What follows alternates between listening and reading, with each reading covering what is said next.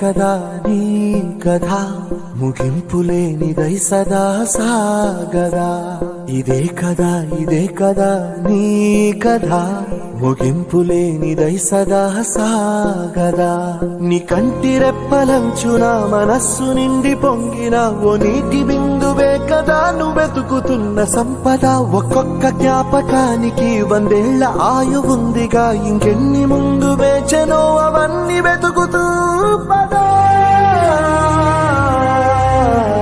మనుష్యులందు నీ కథ మహర్షిలాగా సాగదా.